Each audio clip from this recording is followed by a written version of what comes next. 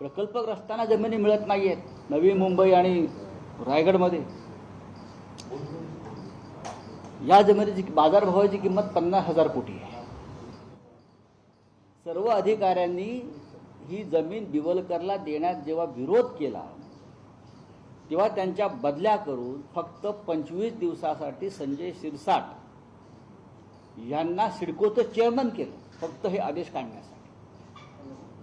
फक्त 25 दिवसासाठी त्यांना चेअरमन केल्यावरती ही 5,000 एकर जमीन दिवलकर नावाच्या व्यक्तीला देण्याचा निर्णय झाला. त्यासाठी नियम आणि कायदा धाब्यावर बसवला.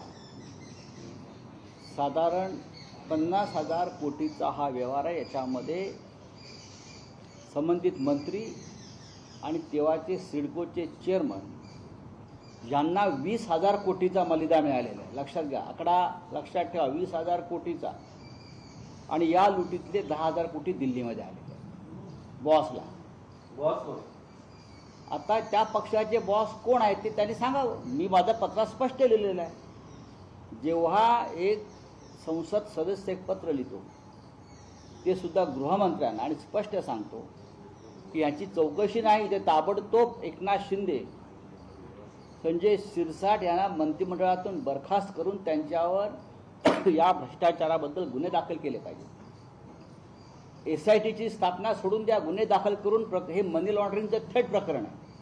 तुम्ही तर दिल्लीमध्ये बॉसचं नाव तिथल्या दिल्लीतल्या माणसाला पत्र लिहिलेलं आहे. म्हणजे कसं, ज्यांच्यावरती तुमचे आरोप आहे त्यांनाच तुम्ही पत्र लिहिलं? कारण ते या देशाचे गृहमंत्री आहेत. एकनाथ शिंदेना त्यांचे आशीर्वाद आहेत. एकनाथ शिंदेच्या पक्षाचे ते प्रमुख आहेत. एकनाथ शिंदेच्या पक्षाचे ते प्रमुख आहेत ना. मी असं नेहमी सांगतो, ते त्यांनी तो पक्ष स्थापन केला, ते त्यांचे बॉस आहेत. महाराष्ट्रात काही झालं तरी अमित शहाना भेटण्यासाठी एकनाथ शिंदे दिल्लीतून बसतात ना. पण तुम्ही तेच म्हणतात की बॉसलाच ते पैसे आले. आता तुम्ही म्हटले की अमित शहा हे एकनाथ शिंदेचे बॉस आहेत आणि पैसे त्यातले बॉसकडे आले, म्हणजे बॉस म्हणजे अमित शहा झाले. हो, मी स्पष्ट म्हटलेलं आहे. तिथे मुंबईमध्ये मंत्रालयामध्ये त्यांच्या पक्षामध्ये अशी स्पष्ट चर्चा की यातले 10,000 कोटी दिल्लीतल्या बॉसला गेले. एवढा मोठा तुम्ही पत्र लिहिलंय. मग काय झालं?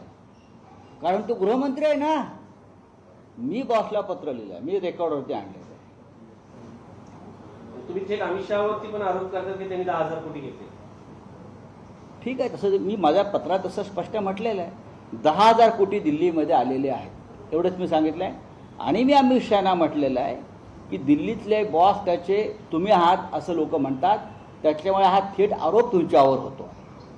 तुम्हाला ह्याच्यावर कारवाई करावी लागेल. हे प्रकरण साधं नाही आहे. महाराष्ट्राची लूट आहे आणि या लुटीतला वाटा दिल्लीला येत असल्यामुळे या सगळ्या भ्रष्टाचारांना समर्थन मिळतं आहे, प्रोटेक्शन मिळतं आहे, संरक्षण मिळतं आहे. या राज्याचा विकास थांबवण्याचं पाप अमित शहा तुम्ही करताय. हे पत्रात लिहिण्याचं हिंमत माझ्यामध्ये आहे आणि ते मी लिहिलेलं आहे.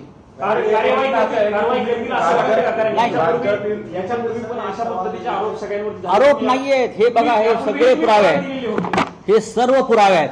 वकील साहेब, माणिकराव कोकाटे, दादा भुसे, प्रताप सरनाईक, तानाजी सावंत यांच्यावरती आरोप केले. याच्यातील अनेक मंत्र्यांची पदं जातील असं तुम्ही दररोज सांगितलं. मी आधीही सांगतोय, जर खुन्याला वाचवायचा प्रयत्न न्यायालयच करत असेल, माणिक कोकाटे गुन्हेगार नाही का?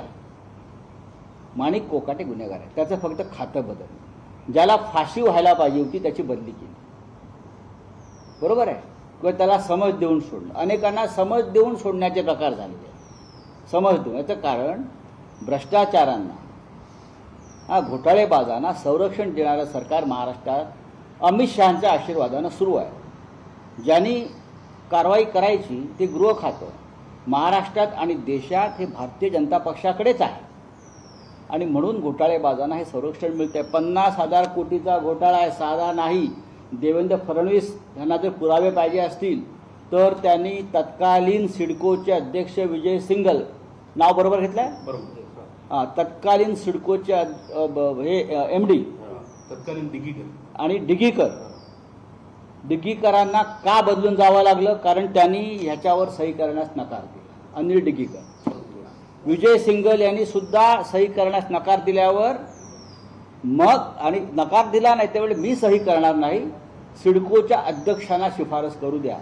त्यासाठी सिडकोच्या अध्यक्षपदी संजय शिरसाट यांना आणलं 25 दिवसासाठी आणि त्यांच्या माध्यमातून हा 5,000 एकरचा भूखंड एकनाथ शिंदे, संजय शिरसाट यांनी बिवलकर नावाच्या व्यक्तीला दिला, ज्याचा या भूखंडावरती अधिकारच नाही. मुंबई आणि रायगडमधले जमिनीचे आजचे भाव पाहता 50,000 कोटीचा हा व्यवहार हा धर्मादाय म्हणून किंवा सामाजिक कार्य म्हणून नक्कीच केलेला नाही. त्यांचा इतिहास पाहता शिंदे आणि त्यांच्या लोकांचा. दिल्लीच्या बॉसची आणि हे सगळे पैसे देवेंद्र फडणवीस चौकशी करतील असं तुम्हाला वाटतं? नाही बघा, मी असं म्हणालेलो आहे अमित शहाना पत्र लिहून की तुमच्यावरती आरोप होत आहेत, तुमच्यावरती बोट जात आहे. माझं म्हणणं समजून घ्या. अमित शहा हे तुमच्याकडे बोट दाखवलं जात आहे, तेव्हा ही तुमची जबाबदारी आहे की ह्या संपूर्ण घोटाळ्याची नुसती चौकशी नाही तर एकनाथ शिंदे, संजय शिरसाट यांना ताबडतोब बडतर्फ करा. याच्यावरती कोणत्याही प्रकारचा वाद प्रतिवाद करायला आमचे लोक तयार आहेत. तुम्ही फक्त पत्र लिहिलेलं आहे, आगामी पुढची रणनीती काय असेल? नाही बघा, तुम्ही पत्रात्मक कारवाई होईल अशा अपेक्षाच नाही.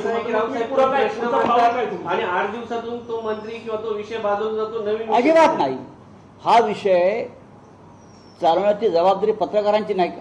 आम्ही तर प्रश्न विचारतो, आता नाही विचारतो. का? माणिकराव कोकाटे, दादा भुसे नाही का? एक लक्षात घ्या, आहे ना, बॅरिस्टर अंतुले यांना मुख्यमंत्री पदावरून पत्रकारांमुळे जावं लागलं. शिवाजीराव निलंगेकर पाटील या मुख्यमंत्र्यांना सुद्धा जे प्रश्न निर्माण झाले ते पत्रकारांनी निर्माण केलेले प्रश्न होते. हा विषय महाराष्ट्रातल्या आणि देशातल्या मीडियानं सुद्धा चालवत राहिला पाहिजे. हा साधा विषय नाही आहे.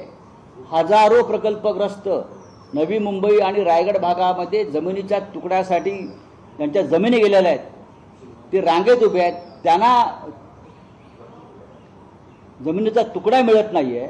आणि 5,000 एकर जमीन एका व्यक्तीला संजय शिरसाट आणि एकनाथ शिंदे यांच्या आदेशाने दिली जाते. सिडकोनं 30 वर्ष ही जमीन बिवलकरांची नाही हे सांगण्यात घालवलेले आहे. संजय राऊत म्हणतायत, संजय राऊत यांनी केंद्रीय गृहमंत्री अमित शहा यांना पत्रातून ही विनंती केलेली आहे.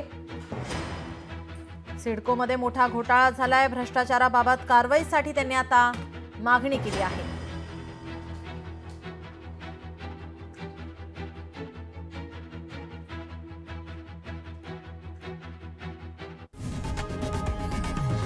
लोकशाही मराठी ऐका, पहा, जागरूक रहा.